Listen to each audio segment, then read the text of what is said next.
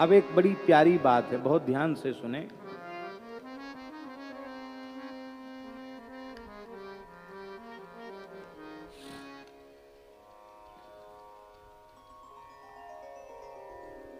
श्रीमद् भागवत में सुखदेव जी महाराज ने पंचम स्कंध में जब राजर्षि परीक्षित को 28 प्रकार के नरकों का वर्णन करके सुनाया तो परीक्षित जैसे भक्त भी भयभीत हो गए। प्रभु, पाप से बचना बहुत कठिन है। जाने अनजाने अनेक पाप मनुष्य से बन जाते हैं और उनकी इतनी भयंकर सजा नरक में जाकर भोगनी पड़ती। महाराज, नरक न जाना पड़े ऐसा कोई उपाय बताओ, कोई ऐसा साधन बताओ कि सारे पापों का प्रायश्चित हो जाए। बहुत ध्यान से सुनना जो हम कहना चाहते हैं। तो सुखदेव जी बड़े प्रसन्न भये और उन्होंने पापों के 3 प्रायश्चित बताए। पहला प्रायश्चित बताया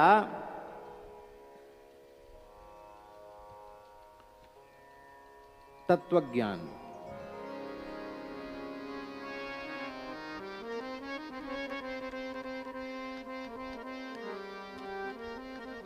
क्योंकि जब तक देहात्म भाव बना हुआ है, कर्तापना बना हुआ है, तब तक वह भोक्तापने से मुक्त नहीं होगा। और ये भाव जब समाप्त हो जाएगा तो भोक्ता नहीं रहेगा। और ये तब होगा जब आत्म स्वरूप में स्थिति हो जाएगी। इसलिए तत्वज्ञानम विमर्शनम,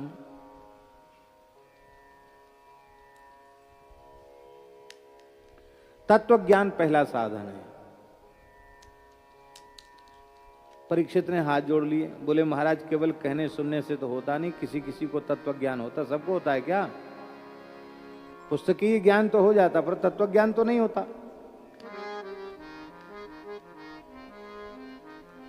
बड़े बड़े वेदांत के प्रकांड पंडित मान बढ़ाई पद प्रतिष्ठा के लिए जीवन भर लड़ते झगड़ते रह जाते हैं। कहां समाप्त हुआ उनका देहाध्यास?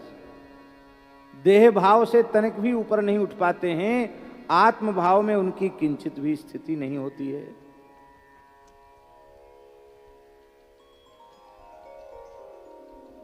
इसलिए पहला साधन है तो सही, पर वो पहला साधन उसके सब अधिकारी नहीं है।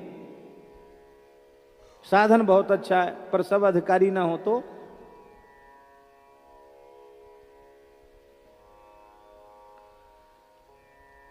अब आपको बुखार हो गया, तबीयत खराब हो गई, कमजोर हो गई, बहुत कमजोरी आ गई। आप वैद्य के पास गए, वैद्य ने कहा कि गाय के दूध की मलाई में स्वर्ण भस्म 2 समय चाट लिया करो और थोड़ा थोड़ा बादाम का हलवा खाओ, दूध पियो, ठीक हो जाओगे।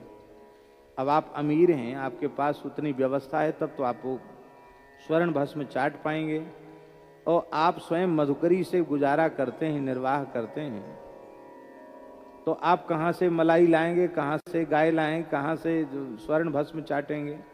तो दवाई तो अच्छी है पर सब लायक तो नहीं है उसके। तो ये तत्वज्ञान जो है आपने बताया, इसके अधिकारी तो आप जैसे महापुरुष हो सकते हैं, हमारे जैसे विषयी जीव तो नहीं हो सकते। दूसरा बताओ साधन, तो पाप नाश का दूसरा साधन बताया। तपसा ब्रह्मचर्येण शमेन च दमेन च त्यागेन सत्य शौचाभ्याम यमेन नियमेन च देहवाग बुद्धिजम धीराः धर्मज्ञाः श्रद्धयान्विता हरन्त्यघम महदपि वेणुगुल्ममिवानलः। तपस्या ब्रह्मचर्य शम दम,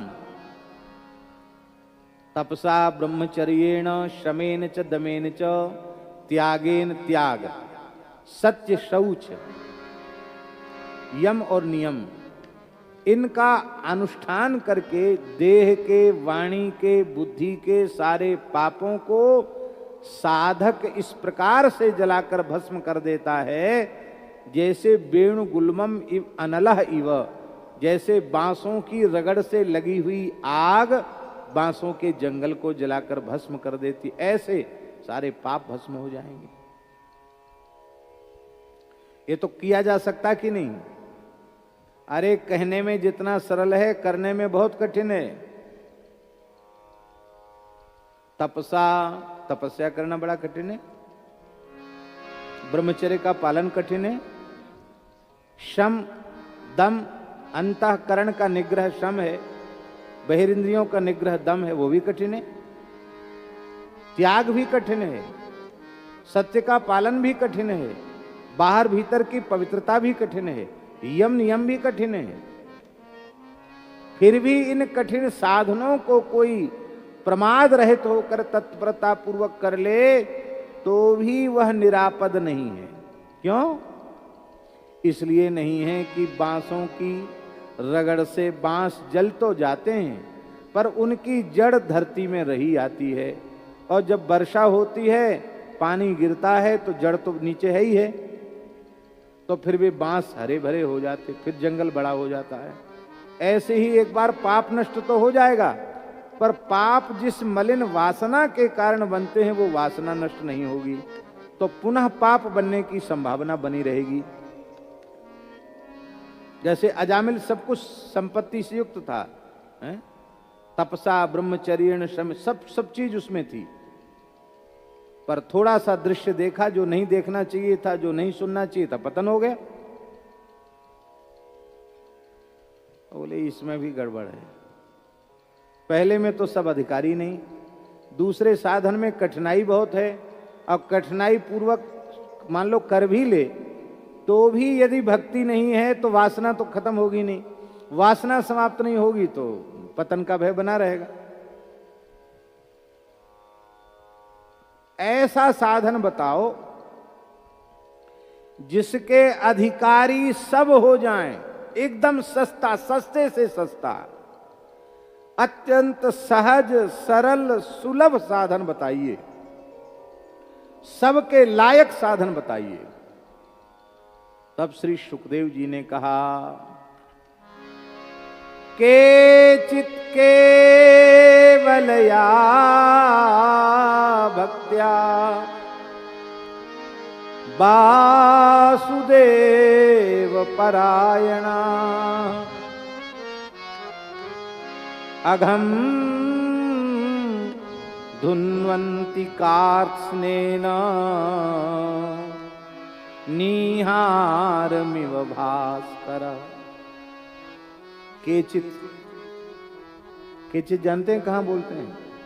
अनेकों में किसी एक का निर्धारण करना होता तब कहते केचित। कुछ एक ऐसे भाग्यशाली होते हैं जो केवलया भक्त्या, केवलया भक्त्या ज्ञान मिश्रया भक्त्या न, कर्म मिश्रया भक्त्या न, केवलया विशुद्धया भक्त्या, विशुद्धा रसरूपा प्रेम लक्षणा रागानुगा भक्ति के द्वारा कार्त्स्नेन अघम धुन्वन्ति, पूरी तरह पाप और पाप की जड़ के सहित सारे पापों को नष्ट कर देते हैं। निहारमिव भास्करः, जैसे सूर्य अंधकार को, निहार को, कोहरे को नष्ट कर देते हैं। ये जो उदाहरण है ये बिल्कुल ऐसा है महाराज जी। अब प्रश्न हुआ कि केचित केवलया भक्ति, तो केवला भक्ति है क्या? इसके उत्तर में श्री सुखदेव जी महाराज ने अजामिल का उपाख्यान सुनाया। अजामिल के उपाख्यान में भक्ति के तत्व का निरूपण है। भक्ति है क्या? तो अजामिलोपाख्यान के अनुसार भगवान का नाम ही भक्ति है, और नाम नहीं, नामाभास भक्ति है। अजामिल ने नाम लिया होता तब ना, नाम कहां लिया? पुत्र के बहाने से नारायण नाम का उच्चारण किया।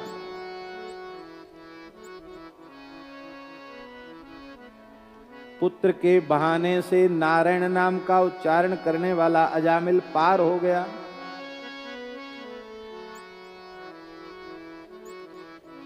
आहा,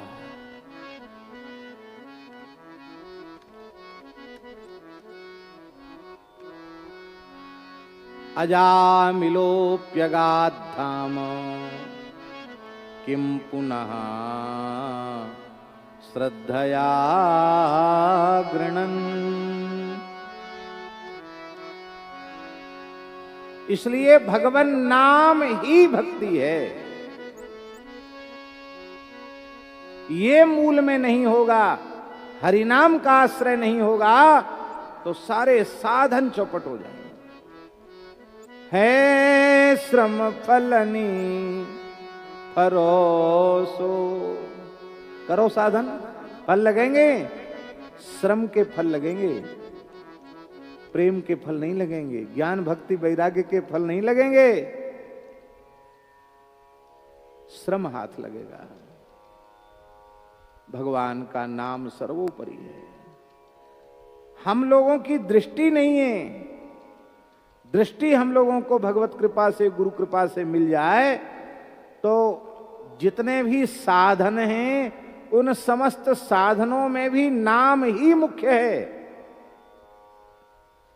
अब देखो कर्म मार्ग के साधन, कर्म कांड, आप किसी देवी देवता की पूजा करो,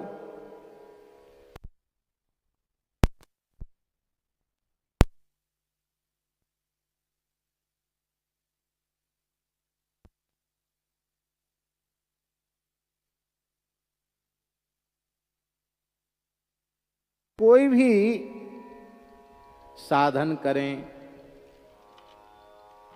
कर्म कांड का, तो सबसे पहले क्या बोलेंगे?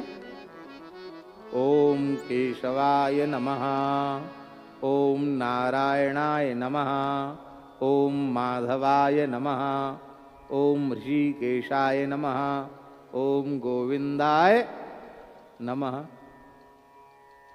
भगवान नाम से शुरू हुआ कि नहीं हुआ? फिर पवित्र होंगे तो कैसे होंगे? यस्मरेत पुंडरी काक्षम सवाहि आभ्यंतर शुचि। जो पुंडरी काक्ष भगवान का स्मरण करता है वो बाहर भीतर से पवित्र हो जाता है। तो किसने पवित्र किया? भगवान के स्मरण ने पवित्र किया। फिर आसन पवित्र किया तो भी भगवान का स्मरण किया। पृथ्वीत्य धृता लोका देवीत्वम विष्णुना धृता, त्वंच धाराए माम देवी पवित्रं कुरुचासनम, उसमें भी विष्णु स्मरण किया गया। इसके बाद फिर आत्मरक्षा की तो पूर्व में कौन, पश्चिम में कौन, उत्तर में कौन, तो भगवान के नामों से ही सरसों के दाने छोड़कर रक्षा हुई। ठीक है। इसके बाद संकल्प बोला तो ओम विष्णुर्विष्णुर्विष्णु श्रीमद् भगवतो महापुरुषस्य विष्णुराज्ञया प्रवर्तमानस्य, यहीं से शुरू हुआ। वहां भी विष्णु स्मरण है। अब फिर किसी देवी देवता का पूजन करो, वो वहां नहीं पहुंच रहा है। कहां पहुंच रहा है? आकाशात पतितम तोयम यथा गच्छति सागरम सर्वदेव नमस्कारः केशवम प्रति गच्छति। सब जगन्नाथ को पहुंचेगा।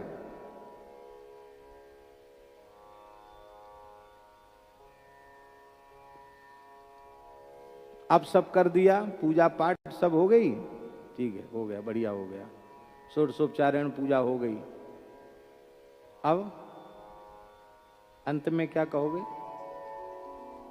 यस्य स्मृत्या च नामोक्त्या तपो यज्ञ क्रियादिषु न्यूनम संपूर्णताम याति सद्यो वंदे तमच्युतम। जिनके स्मरण से, बोले स्मरण से काम नहीं चलेगा, नामोक्त्या, नामोच्चारण से, तप यज्ञ आदि समस्त क्रियाओं के जितने भी न्यूनातिरिक्त दोष हैं वे उनका परिहार हो जाएगा, वे समाप्त हो जाएंगे। ऐसे भगवान को हम प्रणाम करते हैं। क्योंकि मंत्रतस् तंत्रतस् छिद्रम देश कालारह वस्तुतः सर्वम करोतु निश्छिद्रम नाम संकीर्तनम तब। मंत्र का दोष, तंत्र माने विधि का दोष, वस्तु का दोष, पदार्थ का दोष, देश का दोष, काल का दोष, समस्त प्रकार के दोषों का सर्वथा नाश भगवान नाम संकीर्तन कर देता है। नाम संकीर्तनम तब। नाम संकीर्तन संपूर्ण दोषों का विनाशक है। तो महिमा किसकी हुई? नाम की हुई कि नहीं हुई? पर हम कर्मकांड की महिमा समझते रह जाते, नाम की महिमा पर ध्यान ही नहीं देते। क्यों नहीं देते? हमको दृष्टि प्राप्त नहीं है। और करने के बाद यदि भगवान को अर्पित नहीं किया गया तो वो कर्म बेकार हो गया। हरि ही समर्पे बीनु सत्कर्मा, हरि ही समर्पे बिनु सत्कर्मा। भगवान को अर्पित करने से ही कर्म की महिमा है। सब कुछ करने के बाद कायेन वाचा मनसेन्द्रियैर्वा बुद्ध्यात्मना वानुसृत स्वभावात् करोति यद्यत् सकलं परस्मै नारायणायेति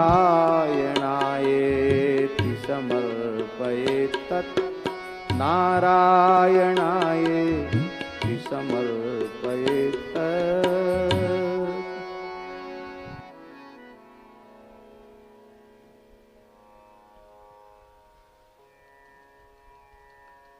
इसलिए भैया, इसीलिए गोस्वामी जी कह रहे हैं कि हमको तो केवल नाम पर भरोसा है। सब साधन करोगे पर नाम की महिमा नहीं समझोगे, नाम को प्रधान नहीं मानोगे तो ये साधन श्रम देंगे, ये साधन तुम्हें विश्राम नहीं देंगे। ज्ञान योग का साधन, ज्ञान योग के साधन में आपने तो उपनिषदों को प्राय देखा है, ब्रह्म को लक्षित करके और पित्यंचा चढ़ा करके प्रणव का उच्चारण करना है। प्रणव क्या है? बोलो। अरे नाम है कि नहीं है? तस्य वाचक प्रणव, उस परब्रह्म का वाचक प्रणव है। तो ज्ञान मार्ग के साधक भी प्रणव का आश्रय ले रहे हैं, नाम का आश्रय ले रहे हैं।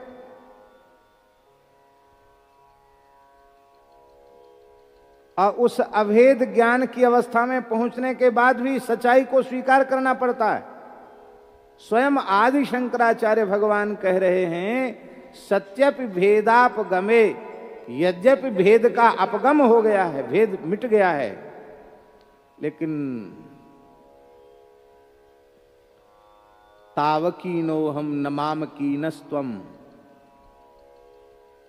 भेद के षटपदी का है, शंकराचार्य जी का जो षटपदी स्तोत्र है उसका ये वचन है। क्योंकि समुद्र की तरंग है, तरंग का समुद्र है, ये व्यवहार नहीं होता है। तरंग भी जल रूप है पर तरंग समुद्र नहीं हो सकता। हम तरंग हैं, समुद्र तो आप ही हैं। कहीं गति नहीं है राम नाम को छोड़ के, योग मार्ग में भी गति नहीं है।